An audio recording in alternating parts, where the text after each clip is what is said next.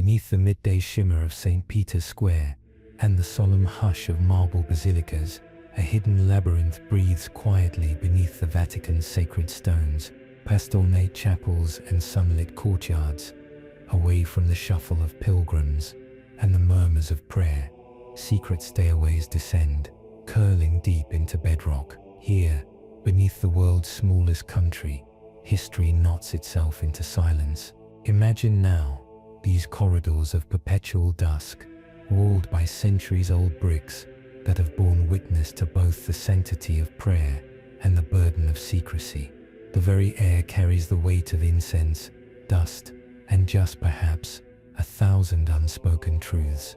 In these depths lie the famed Vatican Archives, a bastion of ancient parchment, forbidden texts, and manuscripts, never meant for the eyes of common men and women. Doors of iron and oak promise mystery more than they reveal, each sealed with papal wax or hidden behind Latin warnings. Around these vaults swirl stories whispered for generations, of lost gospels tucked away to protect or conceal, of letters from condemned scientists, of heresies never spoken aloud, and of relics that vibrate with old, unfathomable power. Some claim the very blueprints of history itself sleep here, gently guarded by a select few. Are these mere legends, shaped by the world's hunger for intrigue, or is there truth behind the fortress? Tonight, as you settle deeper beneath your blanket, let us drift softly through marble halls and torchlit chambers, drifting between what is known and what is merely suspected. We will unravel what the Vatican Vaults truly hold, how myths arise and why, and what, perhaps, the Church protects at all costs, secrets powerful enough to reshape not just faith, but the very foundation of our world. So snuggle in and quiet your mind. The Vatican's hidden vaults call us onward, not for revelation, but for the gentle wonder that comes only from following a mystery deep into the night. Let us begin with the stones beneath our feet. The Vatican, perched atop the old Roman hill, known as the Vatican Vaults, has always been a place of layers, of faith, of authority, and most remarkably, of architecture. What many see as a single monolith, the imposing basilica, the lush gardens, the soaring obelisk, is in truth the surface of a world built over centuries of ambition and secrecy. Beneath these ancient stones lies a world curiously at rest. Picture corridors echoing with the subtle hum of ventilation, the click of clergy shoes, and the distant whirl of security cameras. Access points are discreet, a locked, nondescript elevator here, a spiral staircase lost behind an unassuming side door. What do these portals protect? The answer is a network of chambers and archives that defies imagination. Some vaults house the treasures of Catholicism, jeweled chalices, reliquaries, ancient vestments whose silks have faded with time.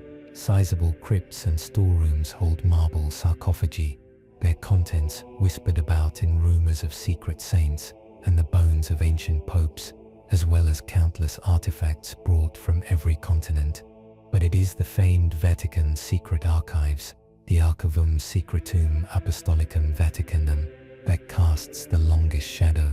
Spanning more than 50 linear miles of shelving, this repository quietly holds the records of millennia, papal bulls, correspondence between popes and monarchs, transcripts from inquisitions, and the personal thoughts of those who shaped Christendom. In this curious hush, the pulse of history is almost palpable. The deeper one descends, the more enigmatic the chambers become. Here the air is thick, not only with the scent of old paper and candle wax, but with the possibility that beneath your every step, history's greatest unknowns slumber, protected, concealed, and perhaps set aside for a future never meant to arrive. So let us continue deeper, following the trail of what we know and what we hope to know about these hallowed vaults.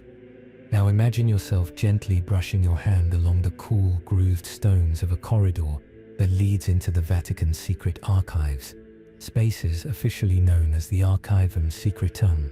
Despite the allure of the word secret, its Latin meaning leans toward private, signaling that these records are above all for the Pope's eyes and those of his most trusted advisors. Yet, to the world beyond these walls, secret has always meant something more tantalizing. The scope of these archives is truly staggering. Shelves stretch for more than 50 miles in measured, orderly lines, heavy with ledgers, yellowing scrolls, and boxes whose seals remain unbroken. Picture row after row, hushed and still, the motes of dust twirling gently in the slant of electric light. There are records so old, their ink has faded to a gentle whisper on calfskin parchment. Here, centuries-old papal decrees sit beside diplomatic exchanges that once determined the fate of nations. Access, as you might suspect, is strictly controlled. Contrary to some popular legends, the Pope is not the sole key holder. Over the centuries, a small cadre of archivists, some laymen, some clergy, all trained in the precise science of preservation, maintain and guard these texts. Security is not only physical, with gates, locks and alarms, but also procedural. Even for seasoned scholars, permission comes only with years of vetting and letters of recommendation from recognized academic institutions. Only documents older than 75 years are eligible for review, and even then, only specific files, requested by name and subject, may be handled. Requests for information about more recent events, certain world wars, modern papacies, ongoing investigations, are gently rebuffed. Sometimes, the answer is an apologetic smile and the phrase, non disponibile, not available. It is this gentle but firm barrier that fuels so much speculation. The Vatican's reasons for control are pragmatic. They cite the fragility of the documents, the protection of personal privacy, and the sensitive nature of diplomatic affairs. Yet, the allure persists. What might be just beyond the reach? What names and narratives lie quietly tucked between these leaves? These rules, in their rigidity, have shaped the very mythos of the Vatican's archives. Still, those who step foot within describe a profound sense of awe, that delicate awareness that within these walls, the rhythm of time has been quietly captured, waiting to be awakened. Picture yourself wandering deeper into the silent embrace of the archives, past locks and lanterns, into alcoves where only a trusted few have dwelt. Within these guarded shelves reside some of history's most tantalizing texts, documents whose names echo in both scholarly journals and whispered legends. Among the most famous is the correspondence between King Henry VIII and Pope Clement VII. These letters, penned in firm, looping script, reveal a saga of desperation and ambition. The monarch's plea for annulment, the Pope's measured response, and the slow unraveling that led to England's break from Rome. Each line tells of sovereign hearts, fragile alliances, and the struggle to balance doctrine with the demands of kings. Here, too, are transcripts from Galileo Galilei's trial, their pages marked with careful, somber notations. These records chronicle days of inquiry, argument, and quiet defiance, the dialogue between faith and science winding through each carefully chosen phrase. Historians have pored over these words, marveling at the contrast between the Inquisitor's formality and Galileo's subdued, quietly determined answers. But speculation often lingers not on what we know, but on what remains forbidden. Some claim the archives obscure lost gospels, texts removed from the biblical canon with care and resolve. Are there scrolls that sing the story of Mary Magdalene, or ancient treatises hinting at teachings deemed too radical or esoteric for their time? Rumor persists that hidden among these shelves are the writings of early Christian sects, Nestorians, Gnostics, Cathars, preserved yet purposely obscured from public sight. There are accounts too of heretical manuscripts from distant lands, ancient Egyptian scrolls, Babylonian chronicles, even rumors of maps and codices that predate European contact with the Americas. Each of these documents, whether they exist in dusty reality or only in the breathless hopes of researchers, adds to the mystique of this place. In the archives, reality and legend intertwine. Every locked case, Every not available stamp becomes a portal for wonder. And for every document known, there are 1,000 stories yet untold, the whispered contents that drift beneath the surface of history. In the gentle hush of the archives, let us imagine the silent figures moving among the shelves. The Jesuits, the Society of Jesus. Formed in the 16th century, the Jesuits became synonymous with deep scholarship, unyielding discretion, and a fierce devotion to the Church's intellectual frontiers. Through centuries of spiritual restlessness and ceaseless curiosity, they have played a pivotal, if often unseen, role in the Vatican's stewardship of knowledge. The Jesuits are not merely priests, they are linguists, mathematicians, astronomers, philosophers, and always educators. Their training is long and rigorous, marked by contemplation and study. It is no wonder then that some of the most sensitive and mysterious tomes have found their guardians among this brotherhood. Their charge, to protect not just the texts themselves, but the deeper truths, questions, and occasionally the dangerous ideas that such knowledge can awaken in the world beyond the vault. Contemplate their presence in the archives, their footsteps light yet unwavering, voices murmuring in precise Latin, eyes scanning margins for secrets that would test or fortify faith. For centuries, the Jesuits have been dispatched as papal envoys and diplomats, tasked to navigate the complexities of Eastern rites, distant empires, and forbidden philosophies. When texts arrived from China, the Americas, or lands far beyond Europe's reach, it was often a Jesuit who catalogued and translated them, providing the Church an early insight into worlds it did not yet fully grasp. Within the Vatican's underground chambers, the Jesuits' influence extends beyond scholarship. Their preparation includes not just the acquisition of knowledge, but a profound meditation on when and how that knowledge should be shared. Is a discovery something to be published and spread, or must it be quietly observed, shielded, and perhaps lovingly interred for a later age? History tells us of moments when the Jesuits intervened, in debates between faith and reason, in dialogues with heretics and mystics, in the mapping of the heavens and the deciphering of symbols, ancient and new. Sometimes they fought for openness, at others they counseled caution and restraint. As the torchlight flickers in these chambers, the steady presence of the Jesuits, ever watchful, reminds us that the greatest vaults in the Vatican might not just be those of stone and steel, but of memory, discipline, and the age-old balance between revelation and reverence. As we gently move further along the echoing halls, the air seems to grow a shade heavier. Here in the archives, history's greatest controversies linger, moments when new discoveries and ideas brushed against cathedral walls and were met with hesitant counsel, and sometimes with censure. These stories remind us that protecting knowledge often means navigating the delicate line between faith and fear. Consider the case of Galileo Galilei. His telescopes pierced the firmament, offering evidence that the Earth circled the Sun, a reality that unseated long-held truths. The records of his trial, kept under lock and key for generations, preserve the measured clash between scientific inquiry and religious doctrine. In calm, measured phrases, cardinals questioned and corrected Galileo. He, with a mixture of defiance and humility, presented his findings. The final verdict, acceptance mingled with silence.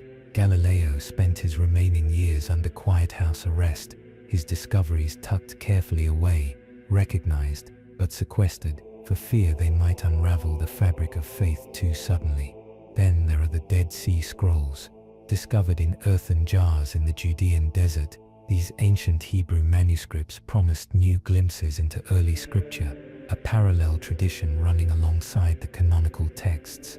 There are long-standing rumors that the Vatican gained early access to some of these scrolls, or even withheld their full release. While official channels deny such claims, the notion lingers that somewhere, the Church may shelter texts that offer alternative threads in the tapestry of religious history. With each controversy arises the cost, the slow, careful weighing of what the world is ready to know. Sometimes, the impulse to protect knowledge acts as a shield, a barrier against misunderstanding or the chaos of abrupt change. At other times, it borders on control, with voices silenced, ideas delayed, and truth filtered through the cautious lens of authority. Listen then to the rhythm of those days, the shuffle of parchment, the scratch of pens, voices rising in debate behind closed doors. In these controversies, the Vatican Vaults do more than preserve. They shape the tempo of revelation, guiding history along a measured, sometimes mysterious path. Imagine the gentle creak of a wooden desk and the muffled shuffle of thick gloves turning ancient pages in a hidden reading room. Among the shelves, in secluded corners or locked away in discreet cabinets, lies a diverse collection of banned books, works forbidden not only to Catholics, but sometimes to much of the world. These books, deemed heretical, blasphemous, or dangerous, were gathered up over centuries, held in the Vatican's care, as much for their threat as for their historical value. The Church's famous Index Librorum Prohibitorum, the Index of Forbidden Books, created a formal list that persisted for over 4 centuries. Within its volumes, you would find works by prominent thinkers, Copernicus, Descartes, Voltaire, Rousseau, and even some by Galileo. But the collection in the Vatican's possession goes beyond the index, expanding into the spiritual libraries of other religions and distant civilizations. Tucked among the Latin and Greek tomes are texts from the Jewish, Islamic, Hindu, and Buddhist traditions, as well as native belief systems from Africa and the Americas.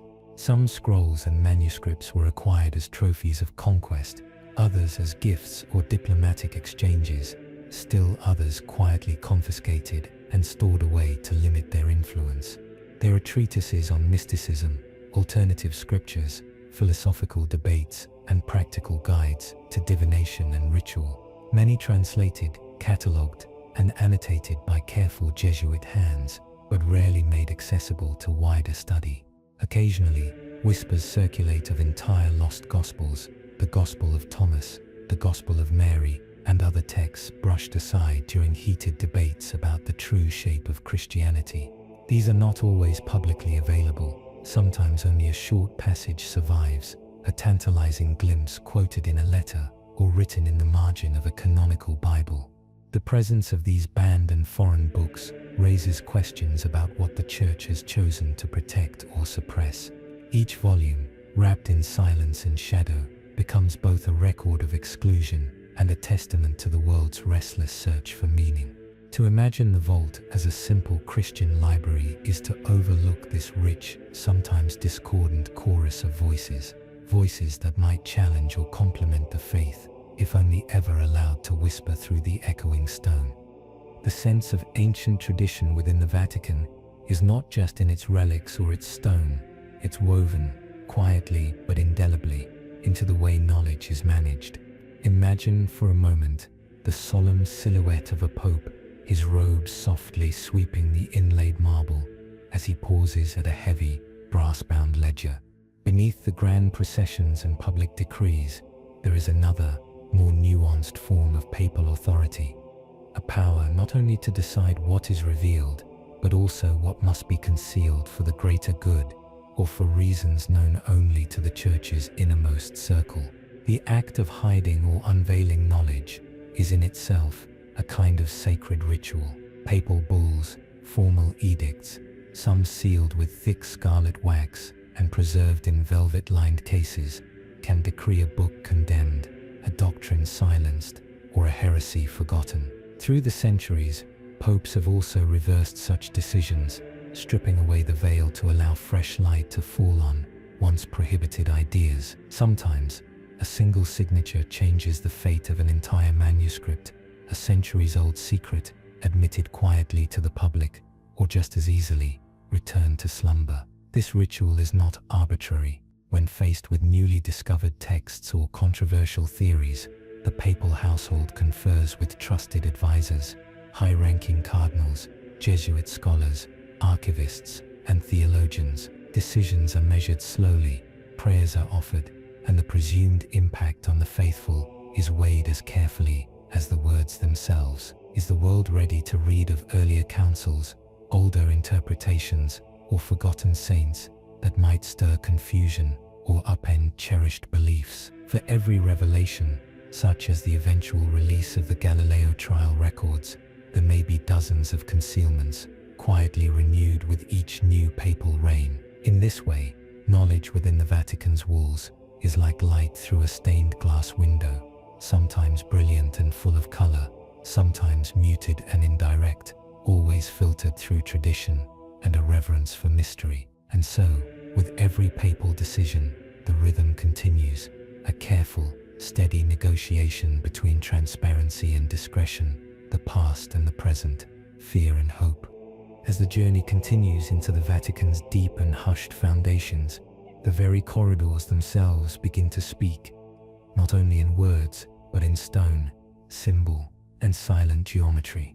The underground beneath St. Peter's Basilica is a patchwork tapestry of eras: Roman-era mausoleums, medieval passageways, Renaissance storage chambers, and, always, hidden alcoves, whose purpose is known only to the well-initiated. Imagine passing beneath ancient arches, lit by the pale golden glow of electric sconces that reveal faded mosaics and carved symbols on the walls, marks both sacred and mysterious.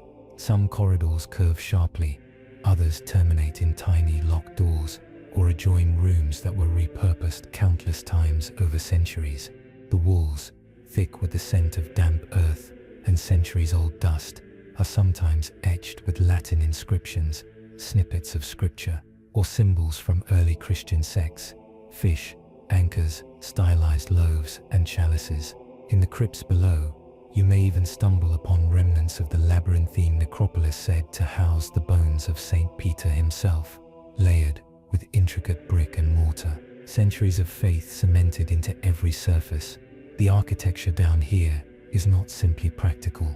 Hidden throughout are coded motifs: keys, crossed swords, the triple tiara, and the mysterious Chi-Rho symbols, each a subtle nod to power, transition, and the long continuity of the priestly line. Some rooms are constructed in curious proportions, octagonal or dodecagonal, resonant with medieval numerology and the symbolic meanings long treasured by church architects. Once, in the late 20th century, restoration workers uncovered a sealed chamber whose walls were covered in frescoes depicting not saints, but celestial spheres and astrological diagrams, a hint, perhaps, at the theological embrace of science in times past, or a secret meeting place for church scholars whose interests spanned the spiritual and the scientific. Even the very stones underfoot, some bearing the grooves of ancient footsteps, others polished to glass by modern shoes, seem to echo the rhythm of guarded history, a winding path where every corner may conceal yet another layer of coded meaning, waiting for the rare visitor with patience, faith, and just enough curiosity to ponder what is hidden in plain sight. From time to time, amid the calm, contained hum of official Vatican life, a ripple disturbs the surface, a whisper, a letter, or an interview given by someone who once walked these shadowy halls.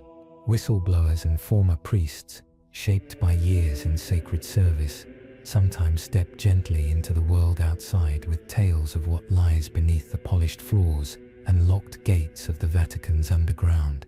Many of these accounts drift tantalizingly between fact and law. Some speak, with careful language and evident respect, of seeing files bearing names or subjects long considered sensitive or controversial, records about church scandals, correspondence revealing the church's involvement in political intrigue, transcripts from exorcisms, or reports on forbidden theological debates that were meticulously recorded, then quietly shelved rather than destroyed.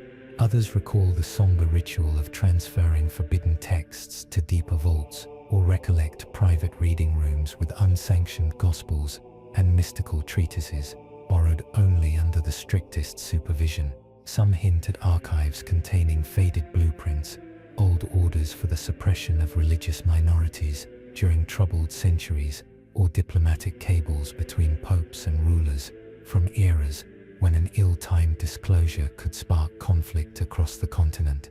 The stories of ex-priests often touch on a recurring rhythm: reverence, secrecy, and the gradual realization that immense knowledge, sometimes heavy, sometimes precious, was not meant for all eyes. While many of these accounts echo each other and remain vague by necessity, they share in common a profound sense of isolation and duty. Some former insiders have admitted carrying great unease, wrestling with questions of conscience and loyalty, as they weigh whether the world, or indeed the Church, is ready for what lies hidden deep below Vatican stone. Of course, the Vatican itself responds to such revelations with a measured calm, citing the need for privacy, the preservation of unity, and the dangers of careless disclosure. Whether these testimonies are confessions, warnings, or simply the echo of lives spent in close proximity to mystery, each one hints at an inner sanctum where not all things,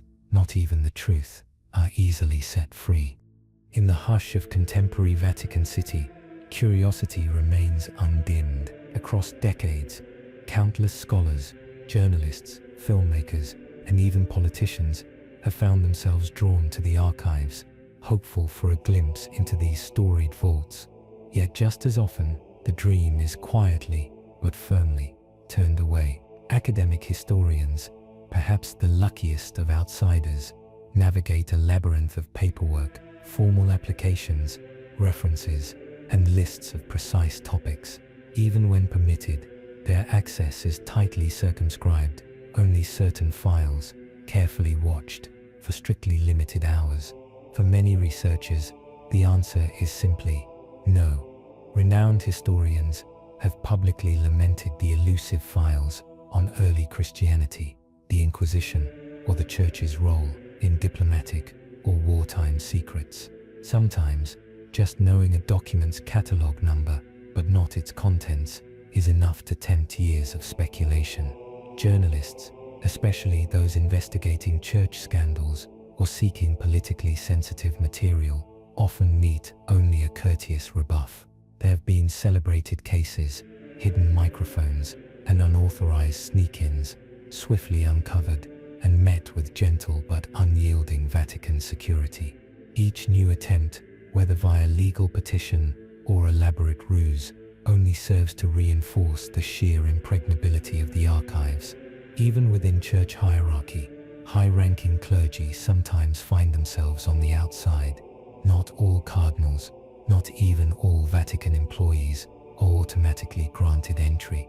There are tales of frustrated bishops with burning theological questions, reminded that the rhythm of Vatican knowledge is cautious and pauses to consider not only present need, but also the weight of centuries.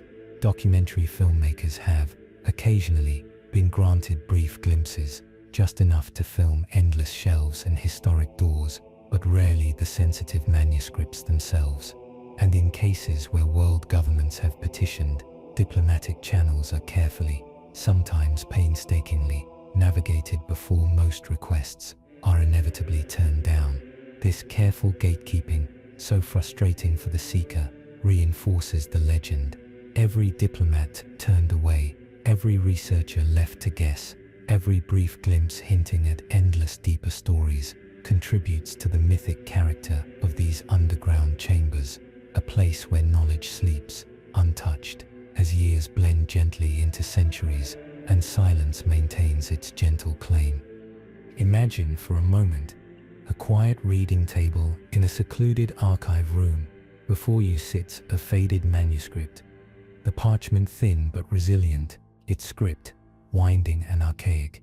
The room is silent except for the delicate turning of pages and the soft hum of distant Vatican bells. This is how scholars might first encounter the so-called missing biblical texts, ancient works like the Book of Enoch.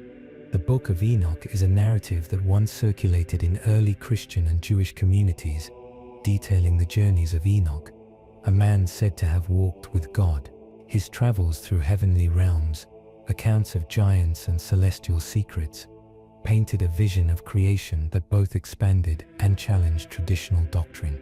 For reasons long debated, perhaps its startling cosmology, its accounts of angels, or its visions of judgment, this book was set aside during the formation of the canonical Bible. Speculation whispers that early Christian leaders, locked such texts away to protect fledgling faith from confusion or to suppress alternative spiritual hierarchies that might compete with established authority. The Book of Enoch, along with other writings like the Gospel of Thomas, the Gospel of Mary, and the Apocalypse of Peter, has been discovered and rediscovered across centuries, often in remote caves, monastic libraries, or secret archives. The Vatican's own collections reportedly contain rare copies and fragments of these texts, lovingly preserved yet rarely revealed. This careful protection is painted as prudence by church historians, but for some, it reignites the hope of undisclosed treasures, a wisdom said to predate even the earliest councils of Christendom. The allure of the missing texts lies not only in their content, but in their absence, the gentle ache of what is left unsaid, the rhythm of the unknown. They remind us that the tradition we inherit is a tapestry, woven from many threads, some shown, others hidden, all essential to the full picture of belief. Now let us imagine drifting further into layers of shadowed stillness, where the stones remember stories older than the church itself. Among the most persistent and alluring theories is the idea that the Vatican holds secrets about civilizations that rose and fell before the dawn of Christian Europe, peoples whose wisdom, technology, or mystical beliefs might challenge accepted histories and spiritual narratives. Some researchers speculate that beyond scriptural and doctrinal texts, the Vatican's archives shelter scrolls, maps, and relics from lost worlds, Phoenician tablets etched with unfamiliar gods, Mayan codices rescued from colonial destruction, accounts of great cities, Atlantis, Lemuria, Tartessos, described in tones of awe and caution. Periodically, tantalizing references emerge in letters penned by missionary priests or adventurous Jesuits, notes about temples, rituals, or cosmologies encountered in distant jungles or scorching deserts, all catalogued, then reserved for private study.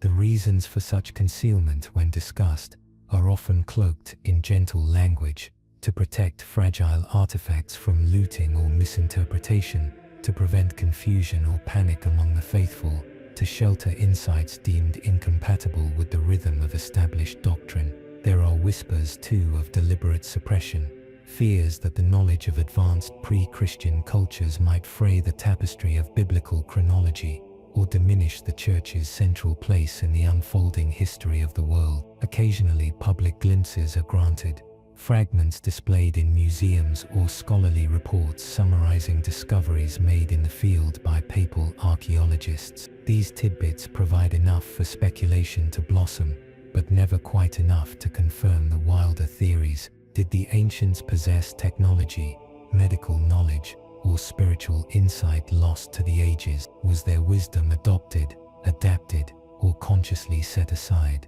Within these vaults, under gentle seal and sacred trust, such mysteries slumber on, silent witnesses that stand as both evidence and enigma, always present beneath the comforting familiar lines of world history. Picture the flickering candlelight, glinting off brass instruments and ancient folios within a hidden Vatican study. Theories swirl quietly about this place, that deep within the archives, there rests not only spiritual wisdom, but knowledge of advanced technologies, devices, and discoveries that might have changed the world's rhythm, had they not been gently sequestered out of sight. One of the most captivating tales is that of Nikola Tesla, the brilliant mind whose inventions and visionary concepts stretched the boundaries of early modern science. Rumors, persistent and repeated, claim that following Tesla's death, trunks of notes and sketches vanished, spirited away by interested parties, or, as some suggest, ultimately passing through Vatican hands. While historians find no concrete proof, the very idea that the Church would seek to safeguard powerful knowledge, wireless energy, remote communication, or blueprints to machines we have not yet understood, becomes a story too irresistible to ignore.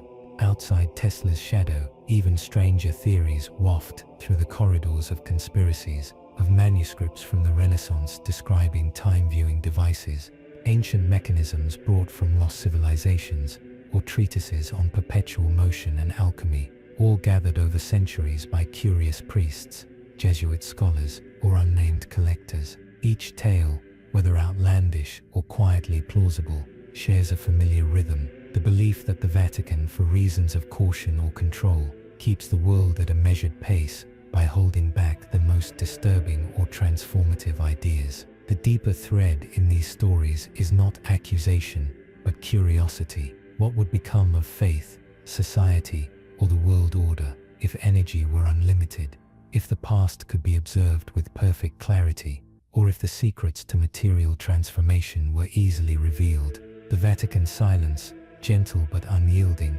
becomes both shield and mirror, preserving the delicate balance between promise and peril, revelation and rest. For now, these speculative treasures remain in the domain of legend, enveloped by the soft hush of secrecy. Yet, as you settle even deeper in your own quiet space, the mere possibility that knowledge of such magnitude could rest undisturbed beneath ancient stones invites a certain peaceful wonder. Let us enter a chamber of yet deeper speculation, where myth and genealogy entwine. The Vatican's archives, it is whispered, house records not just of empires and ecclesiastics, but of lineages more ancient and mysterious, genealogies tracing back to legendary bloodlines and to a time when Scripture spoke of the Nephilim, the enigmatic offspring of the sons of God and the daughters of men. In faded manuscripts and cryptic notes are rumored to be lists, family trees, and chronicles of rulers whose origins blend the human and the supernatural. Medieval chroniclers, Jewish mystics, and early Christian theologians often wrote of sacred and forbidden lines. Kings descended from David, houses claiming kinship to Christ, or even families said to harbor the ancient spark of the biblical giants. Some theorists suggest that the Vatican gathered and guarded these documents, seeking to protect the fragile boundary between accepted history and those legends that could stir both hope and apprehension. The Nephilim themselves, only briefly referenced in the book of Genesis, have ignited centuries of debate. Are they simply poetic metaphor, shorthand for fallen dynasties and lost ages? Or do the secrets of their existence lie hidden in apocryphal scrolls, locked away so that only the most trusted eyes might read of times when the world was less ordered and more awash with wonder? Some point to cryptic entries in ancient ledgers, papal correspondence, or the care with which certain relics, bones, rings, blood-stained cloth, are catalogued in secret. Stories drift of certain families, both royal and ecclesiastical, whose histories seem carefully preserved, their connections to the distant past more closely documented than some might expect. Of course, to the official historian, these stories are simply part of the vast mosaic of legend. Yet, for every record that quietly pushes these ideas aside, the rhythm of secrecy endures, an unbroken line between yesterday and today, held gently but firmly in the embrace of the vault. Allow your mind to drift far above the marble and limestone of earthly Rome toward the vastness of the night sky. In recent decades, a new layer of intrigue has enfolded the Vatican's secrecy, the whispers of hidden documents describing encounters, knowledge, or ancient texts, suggesting contact with intelligences beyond our planet. Speculation takes many forms. Some suggest that among the Vatican's precious manuscripts are references to star visitors, pale and luminous figures noted by early chroniclers, or celestial wheels and chariots described in biblical prophecy. Stories that might, viewed with modern eyes, hint at something more than myth. Others imagine notes from papal astronomers or secret correspondence between the Holy See and modern governments, exploring the theological implications of life beyond Earth, a subject still considered with care and caution. A frequent object of fascination is the Vatican Observatory itself, presided over by the Jesuit order and equipped with powerful telescopes.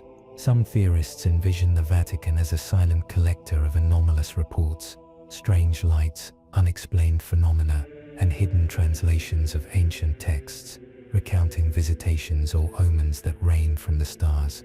Periodically, rumors emerged that deep in the archives rests evidence, maybe sketches, maybe stories, of a cosmic connection long shielded to prevent confusion among the faithful, or anxiety in a world still drawing its boundaries between science and spirit. What purpose, asked the quieter voices, would such secrecy serve?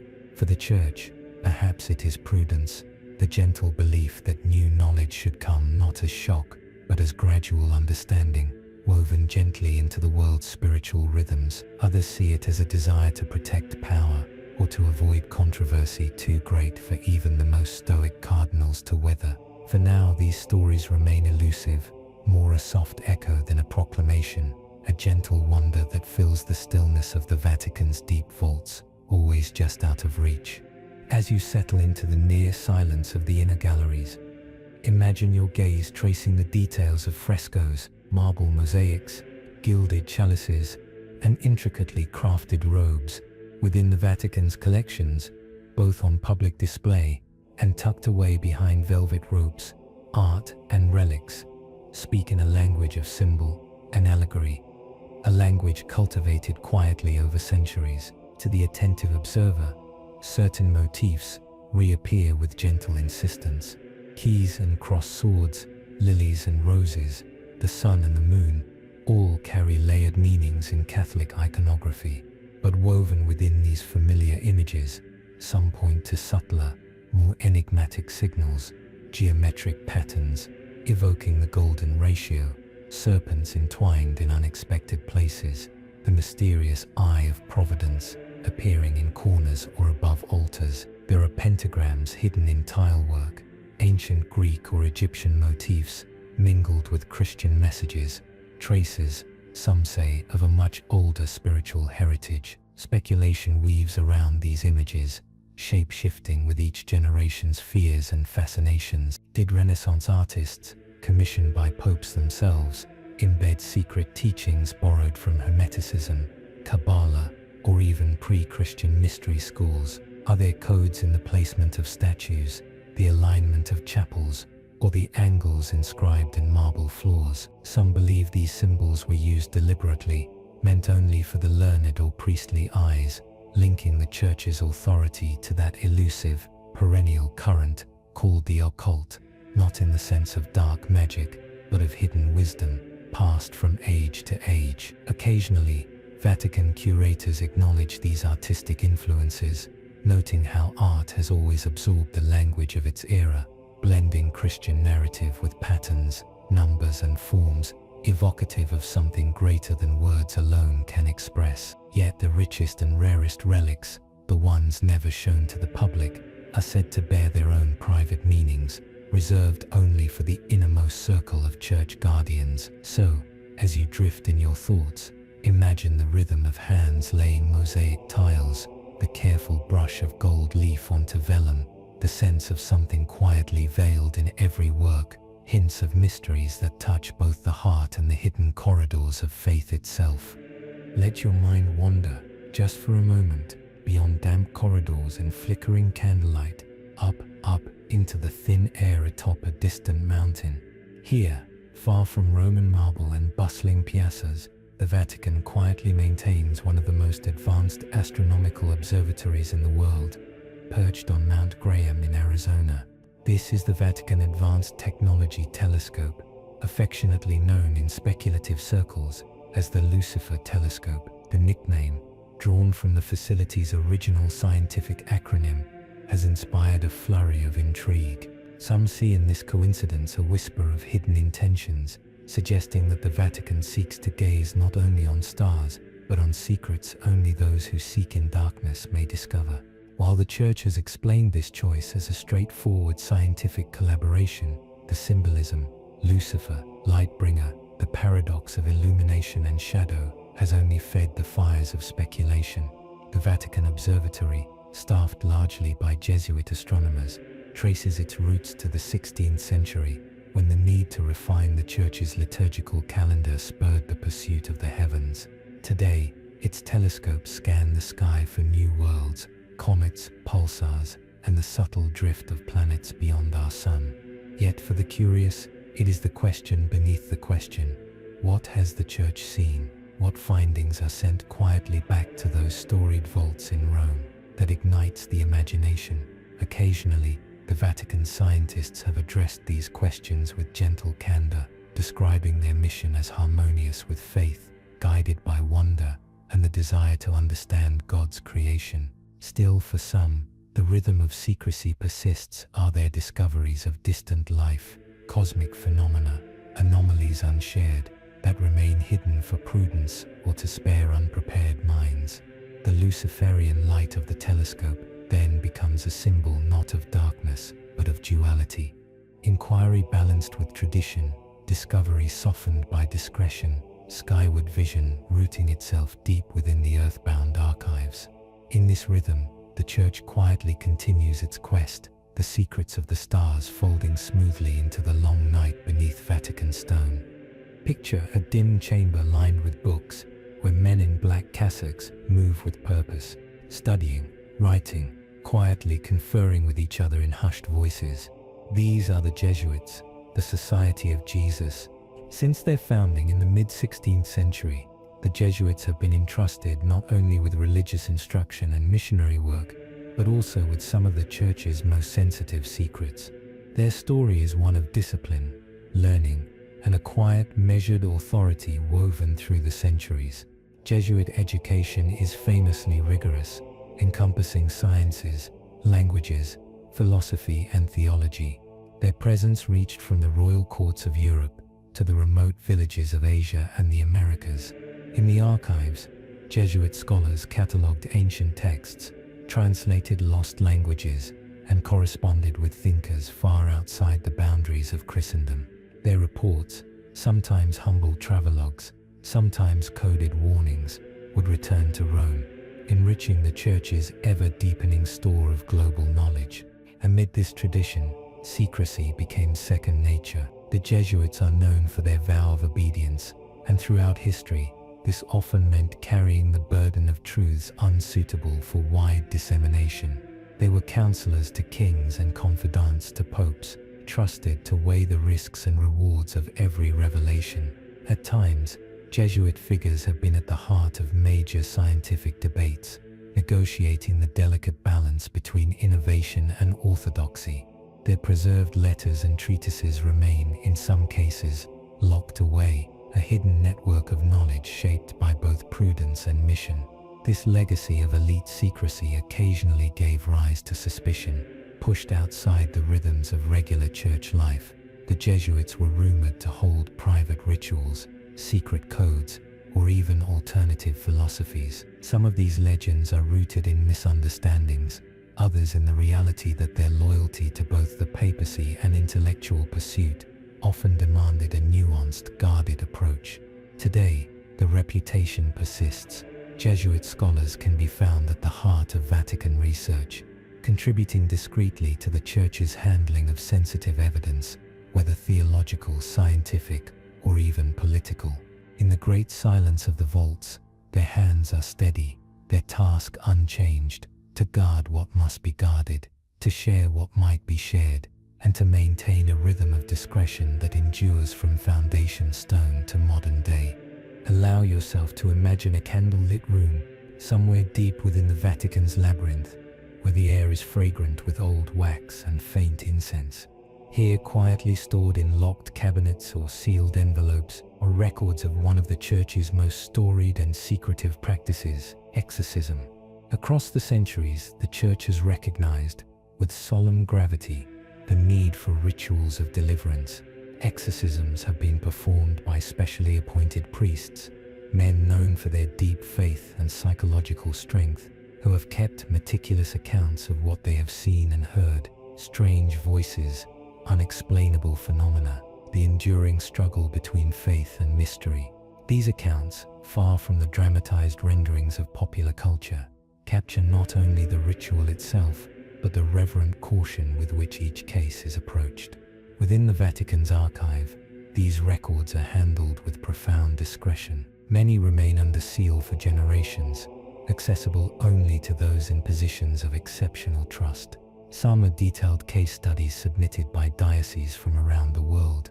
Others Others are testimonials written in Latin, Italian, or the local language of the afflicted, clinical, measured, quietly chilling in their accounts of spiritual struggle. The Church's stance is firm. These files are protected for the sake of privacy, to prevent sensationalism, and to guard against misunderstanding by a broader public. Conversations are accompanied by prayer and scholarly review. Over the years, a select group of theologians, psychologists, and medical experts have been invited to read, reflect, and sometimes to contribute to these records, each adding to the rhythmic, ongoing dialogue between faith and reason. Whispers persist that among these records are cases that defy explanation, instances of apparent levitation, the utterance of languages unknown, or physical phenomena that left even hardened investigators quietly mystified. Whether legend or fact, these stories add yet another layer to the Vatican's reputation for protecting knowledge that walks the line between the material and the spiritual. As the visitors, a soft footstep in a silent corridor, drift away from these hidden files, the sense remains: some mysteries are left to sleep, their lessons reserved for a future, more receptive age. As we approach the end of this intricate journey through conjecture and quiet corridors, let us gently consider the enduring purpose behind the Vatican's careful veiling of its deepest secrets: spiritual warfare and the subtle art of psychological control. It is a theme that drifts through the fabric of church history, softly echoing in every story of silence, forbidden treatise, or council held behind thick stone walls. The concept of spiritual warfare, as understood in the language of the Church, is ancient, an ongoing struggle between forces of good and evil, light and darkness, knowledge and confusion. Documents, rituals, even architecture are designed to protect the faithful, to direct spiritual energies, or to shield the uninitiated from truths they are unprepared to encounter. In this context, secrecy is depicted not merely as a defensive measure, but as a spiritual discipline, a gentle stewardship of power and responsibility. Yet, intertwined with this sacred guardianship is another thread: psychological influence. The preservation of mysteries, the slow drip of revelation, and the careful withholding of certain facts or stories allow the Church to maintain a unique form of authority, a rhythm that instills both awe and respect within its followers. The faithful are led to trust that there is wisdom in delay, a blessing in not always receiving every answer at once. Whispers arise too, that such secrecy can be a form of control, a way to temper unrest, shape beliefs, and quietly reinforce the notion that the Church alone stands as the divinely appointed gatekeeper of ultimate truths. The locking away of controversial texts, hidden relics, or unexplained phenomena serves both to protect and to guide, maintaining unity and purpose across centuries of change. In the balance of spiritual warfare and psychological stewardship, there is an acknowledgement that not all knowledge is harmless, not every truth is kind. Sometimes, it is better, the Church suggests, to let mysteries slumber, to allow the slow, patient rhythm of inquiry and faith to guide the soul gently forward. The soft closing of a vault door, the careful turning of a forbidden page, becomes a whispered lullaby, a call to comfort in the face of the unknown. And so, as we leave the realm of theory and secrecy, imagine the peace found not only in answers, but in the enduring embrace of mystery, a gentle reassurance that some things are kept hidden with care, for reasons woven deep into the rhythm of spirit and tradition. Let us return now, gently and unhurried, to the quiet surface of what is known. After centuries of guardianship and glimpses behind locked doors, the Vatican's hand in shaping history becomes clear, a careful rhythm that both records and edits the past. In the tranquil study of official documents, museum galleries, and public proclamations, the Church's influence on the historical narrative unfolds slowly, as if in the chapters of a calming book. From its earliest days, the Vatican has served as more than spiritual center. It has been a living archive. Chroniclers in papal employ copied and preserved annals from every corner of Europe, letters between emperors and popes, treaties that ended wars or divided empires, and theological debates shaping the development of Western thought all pass through this central hub. What is remembered and what is quietly allowed to fade is, in no small part, a consequence of Vatican stewardship. Consider the gentle weaving together of sacred and secular events in official histories, the merging of saintly miracles with political negotiations, the elevation of certain traditions above others, and the patient, methodical codification of what would one day become our heritage. Documents not fitting the chosen narrative, be they accounts of disputes, lost gospels, or cultural records from outside Europe, were often archived discreetly, perhaps as a shield against confusion, or perhaps as gentle caution to preserve unity among the faithful. This subtle shaping continues in the present. Press conferences, encyclicals, and official biographies all reflect the Vatican's sense of timing and discretion. What is best addressed now? What should wait for gentler days? In the endless rhythm of revelation and concealment, the Church maintains a careful balance, holding close those mysteries and memories that do not fit easily into the story, only releasing them in time, if at all. As you gently sink deeper into comfort, let yourself consider how every tradition, no matter how grand or humble, relies on the gentle choosing of what is known. The Vatican's narrative, at once a comfort and an enigma, is a testament to the enduring human need for order, meaning, and a place in the written tapestry of time. Picture yourself standing at a threshold, one foot in the shadowed archives, the other in the bright sun of St. Peter's Square. Here, the rhythm of Vatican secrecy dances with another timeless question. Does the Church protect sacred knowledge to maintain authority, or to shield the world from that which is difficult, dangerous, or overwhelming? Historically, the Church's role as gatekeeper has been both celebrated and criticized. In ages when literacy was rare, the ability to interpret scripture, law, and science stood almost exclusively with clergy.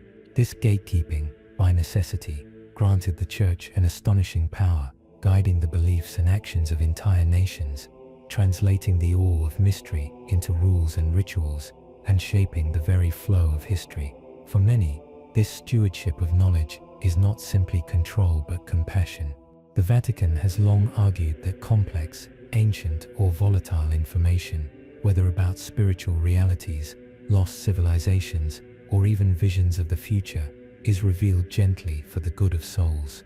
The Church administers the pace of understanding, the rhythm of what is needed, and when, out of care for spiritual well-being, some secrets are shielded, not to hoard power, but to prevent confusion, despair, or schism among the flock. Yet, there is another side to this gentle curtain. Critics, both ancient and modern, suggest that secrecy itself can be a subtle form of control.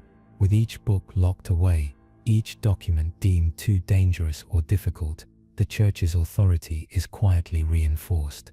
The line between protection and paternalism blurs. Faith rests as much in trust of the gatekeepers as in the mysteries themselves. This tension endures into our own day. Whenever a new artifact, letter, or teaching comes softly to light, questions arise. Was it hidden to shield or to suppress? Did it protect or did it exclude? The answer is seldom simple, and perhaps that is part of faith's enduring allure, a recognition that within every promise of comfort, there lies a gentle secret, wrapped in care and caution, waiting always for the world to be ready. Let yourself imagine, in the hush of midnight, the feeling of a single page being turned, a fragile, ancient leaf from the archives, revealing a secret unknown to the outside world. The act itself is quiet, almost reverent, yet the contents of such a page could send ripples across the vast sea of faith. Beneath every locked door in the Vatican's vaults lies an implicit question. What knowledge rests here that could shift the very axis of belief? Speculation, gentle but persistent, circles the notion that certain truths, if brought into the blinding daylight, could unsettle the deep-rooted foundations of not only the Church, but of society itself. Perhaps there are ancient texts that reinterpret the life and teachings of Jesus, or recast the origins of the Church. Perhaps there are records of events, miracles, disasters, encounters, interpreted for centuries within a certain rhythm, but which, under new scrutiny, invite entirely different conclusions. Maybe there is knowledge of other spiritual traditions or civilizations, carefully excluded because it would complicate the cherished and comforting narrative of Christian history. At the threshold of these mysteries stands the gentle wisdom of delay. Revealed too quickly or without proper context, such knowledge could fracture unity, sow uncertainty, or challenge individual faith. Belief systems, by their very nature, are built to offer peace, meaning, and community. When new information is introduced, especially that which contradicts or complicates the accepted narrative, feelings of loss or betrayal may quietly spiral outward. And so, the Vatican's approach is measured and unhurried, prudent, sometimes paternal, always shaped by the recognition that change can be both a healer and a disruptor. In this way, secrecy becomes an act of stewardship, a soft hand guiding history's turning wheel. The rhythm of revelation is set not by the clamor of curiosity, but by the steady heartbeats of those entrusted with its care. As you consider these possibilities, let their weight remain gentle, a warm reminder that in seeking truth, we often seek not only answers, but reassurance that wonder and comfort can coexist. As the shadows gather softly in the deepest corners of the archive, another question rests quietly at the center of all speculation. Is the Vatican guarding secrets for the sake of knowledge itself, or is the true prize a more subtle power? Across centuries, countless monarchs, scientists, and seekers have pondered this gentle dilemma. After all, knowledge, especially that which is rare, forbidden, or entwined with the promise of hidden truth, has always carried with it a peculiar authority. To know what others do not, to possess insight, prophecy, or wisdom drawn from ancient times, is to wield an invisible scepter, able to guide not just the faithful, but the very shape of civilization. The rhythm by which the Vatican reveals, or withholds, its treasures reflects an understanding of this dynamic. In an age when the right document could decide a war, or the truth about a relic might stir revolution or peace, even the smallest secret, kept or released, accrues a gentle but undeniable influence. This is not always dominance, but stewardship, a careful balancing, a weighing of risks and hopes, a harmony between what will comfort and what may disturb. At times, the line between service and self-preservation blurs. The Church's power is rooted not only in prayer and tradition, but also in its role as arbiter of memory. When the archives hold evidence of rival claims, forbidden texts, or interpretations long deemed too perilous for public hands, what is being protected? Is it the serenity of the flock, the promise of faith, or the scaffolding of the Church's own place in worldly affairs?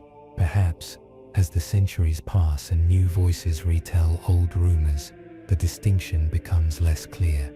The act of sheltering knowledge becomes, itself, a form of power, a rhythm that pulses gently beneath marble floors and candlelit altars, guiding the subtle shifts of history and belief. And so, as we pause at this crossroads, we recognize that what is kept hidden in the heart of the Vatican may be more than words or artifacts. It may be the enduring mystery of who chooses and why, that ancient interplay between the weight of knowing and the comfort of not knowing, between faith and authority, silence and revelation. As you rest in the quiet comfort of imagined marble corridors, it helps to gently widen the view, considering not only the Vatican Vaults, but the many other secret storehouses that history has woven quietly into its tapestry. The world has always cherished, and sometimes lost, its great libraries of hidden wisdom. The Vatican is not alone in this rhythm of guardianship and mystery. Think of the Library of Alexandria, once described as the mind of the ancient world. Scrolls from Greece, Egypt, Persia, and beyond are said to have lined its endless shelves. The library gathered poets and philosophers, astronomers and mystics, all voices joined in a chorus the world would later mourn. when Alexandria's walls were breached by accident, war, or the slow, invisible flame of time, more than books were lost. Ideas, maps, even memories were scattered, changing the very rhythm of history itself. Consider too the Qumran caves near the Dead Sea, where the fabled Dead Sea Scrolls slumbered in darkness for centuries. When discovered, their voices shimmered, hymns, prayers, and scriptures in tongues both familiar and strange. The rhythm of their silence, and then their sudden revelation, challenges us to wonder how many secrets lie sleeping, perhaps in archives like the Vatican's, waiting for the gentle hand of patience or fate. Across continents, other rooms and vaults have served similar roles: emperors' libraries in China, Kabbalistic troves in Spain, the hidden libraries of Timbuktu, any of which may still keep beneath their dust and stones the answers to questions we have not yet thought to ask. In these comparisons, the Vatican's archives become both unique and universal, a symbol of the enduring human longing to seek, protect, and occasionally to hide. Whether in firelit caves, beneath desert sands, or behind ornate Vatican gates, the gentle rhythm persists: knowledge discovered, cherished, lost, and perhaps one day gently revealed once more. As you slip further into the tranquil depths of the Vatican's legacy, consider not just the knowledge kept in silence, but the intricate dance of power that weaves together the spiritual and the political. Throughout history, the role of the Church has not rested solely upon faith or guidance in matters of the soul. It has also been a steady hand upon the reins of temporal authority. From the earliest days when popes crowned emperors and arbitrated royal disputes, the Vatican became a crossroads, a place where sacred rituals and political decisions intertwined. Documents in the archives recount treaties negotiated with a priest's blessing, excommunications shaping the fates of kingdoms, and council edicts influencing the outcome of wars and revolutions.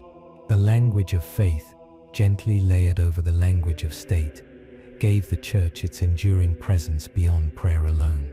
Secrecy, in this context, becomes a nuanced tool, through the careful curation of which decrees are public, which scandals remain private, and which prophecies are released or withheld. The Vatican maintains its influence not only over hearts, but also over thrones. The rhythm of revelation, measured, deliberate, is as much a part of global history as any secular power. In every age, faith and governance find a meeting point. Neither can fully escape the influence or the wisdom of the other. Sometimes, the boundaries blur so seamlessly that a single edict shapes both the shape of belief and the borders of empire. At other times, the archives have been the quiet setting for delicate negotiations, agreements signed and sealed, not just with ink, but with ritual and prayer, their outcomes silently echoing through generations. To reflect on this merging is to recognize the unique nature of the Vatican's hidden treasures, not simply as vessels of doctrine or chronicles of saints, but as archives of the very subtle dance where the soul of nations is shaped. Here, reverence for the sacred and stewardship of earthly affairs move in a slow duet, a rhythm of guardianship that touches every life, often unseen, and yet always gently present. As we near the present moment in this gentle journey, let us softly ask, does the Vatican still hold its historic status as the primary gatekeeper of hidden knowledge? Or has the nature of secrecy and authority shifted in our more open, rapidly changing world? For centuries, the rhythm of revelation was set by the Church. Its reach was nearly boundless. Its word carried the weight of governments and empires, and its archives were the stewards of stories, controversies, and miracles. Even today, the quiet hum of the Vatican's gates and the hush of its climate-controlled vaults inspire both fascination and a certain reverence. Yet, in an era of global communication, instant publishing, and widespread scholarship, that exclusive authority is no longer absolute. Modern researchers, independent scholars, and investigators utilize technology to reconstruct lost narratives across continents, cultures, and beliefs. The world's other great libraries, universities, and digital archives now share in the rhythm of memory and forgetting. Once forbidden manuscripts and suppressed truths are increasingly discovered in the unlikeliest of places, remote monasteries, private collections, and long-lost caches revealed by accident or by the soft persistence of time. Still, the Vatican occupies a singular place. Its sheer depth of holding, the continuity of its tradition, and the spiritual weight of its mission ensure that the world watches every gradual revelation from its stone chambers with awe. While others may now join the gathering and preservation of secret knowledge, the Church's archives remain a symbol, a living testament to the ancient art of patient, deliberate guardianship. So is the Church's gatekeeping fading, or simply evolving? Perhaps the answer resides gently in the spaces between. For some, it is comforting to know there is still a veil, however porous, between what is known and what is yet to be embraced. For others, the hope remains that one day the rhythm of disclosure will open even the deepest vaults to every seeking mind. Drift for a moment into the quiet study of the Pope, where morning light falls over orderly stacks of papers and the rustle of Vatican staff is hushed and deliberate. Here, the decision to release information is never made in haste. In our era, popes have learned to balance the ancient rhythm of secrecy with the relentless pulse of the modern media, a task at once delicate and deeply symbolic of the Church's evolving relationship with the world. Each pope brings his own temperament and perspective to this guardianship. Some, like Pope John Paul II or Pope Francis, have opted for moments of openness, offering apologies for past actions, demystifying long-held truths, or lifting the cloak on select documents such as certain Inquisition records or previously classified letters from World War II. These gestures are rarely absolute. They arrive as carefully guided moments, shaped both by internal counsel and by response to outside pressures from journalists and historians. The Vatican's press office plays its own part in this gentle choreography. Information arrives in measured statements, official communiques, press briefings, carefully worded answers to probing questions. Sometimes, truth is offered only as much as will foster understanding, never as much as to spark alarm or escalate controversy. When questions arise about rumors of lost texts, hidden evidence, or modern church scandals, the answer is often a quiet reassurance or a promise to review, always keeping in mind the need for unity and peace. This approach is not without criticism. Skeptics argue that it preserves the rhythm of control, allowing church leaders to shape the narrative as tightly as ever.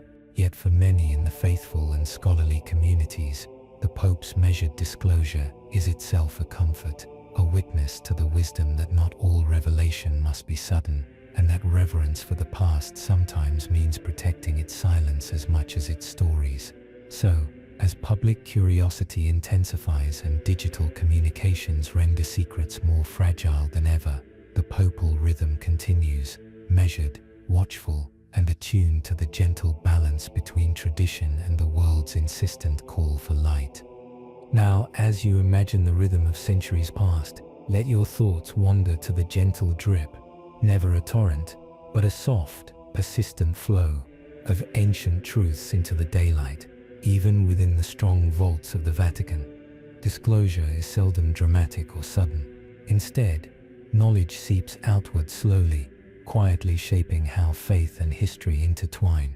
Scholars often describe this process as the slow leak over decades. Fragments of lost gospels, private letters, or mysterious artifacts are quietly published in scholarly journals, exhibited in special galleries, or discussed at international conferences. Sometimes these revelations appear anticlimactic, a single line in a papal homily, a footnote in a dense theological text, or an understated release on the Vatican's website. Yet, each small step is chosen with care, both to test the waters of public acceptance and to honor the responsibilities of guardianship. Consider the gradual release of the Dead Sea Scrolls, or the Vatican's opening of certain Holocaust-era archives. These are the product of years of negotiation, internal debate, and reflection on how new information will ripple among the faithful and the wider world. Often, the slow rhythm of disclosure is determined by the perceived consequences. Will this knowledge cause pain, confusion, or renewed strength of faith? Will it unravel cherished narratives, or will it gently deepen the story of humanity's quest for meaning? Some secrets, too potent or troubling, await the slow erosion of time itself. Generations must pass, wounds must heal, and context must ripen before the truth can be gently ushered into light. In the meantime, the world speculates, scholars piece together what fragments they can find, and the rhythm of curiosity gently persists, never desperate, but never completely at rest. So, as you settle further, know that the slow leak is no accident. It is a deliberate, almost tender process, a recognition that truth, like sleep, often arrives most peacefully when welcomed softly and in rhythm with the world's readiness to accept it. As we near the end of this subterranean journey, let us pause beside the heavy doors at the heart of the Vatican's underground world, in a threshold marked by centuries of dreams, rumors, and longing. A question as gentle as it is persistent hums in the quiet. Could these vaults ever be fully opened? Would the world ever witness the shining illumination of every secret chamber, every closely guarded text and relic?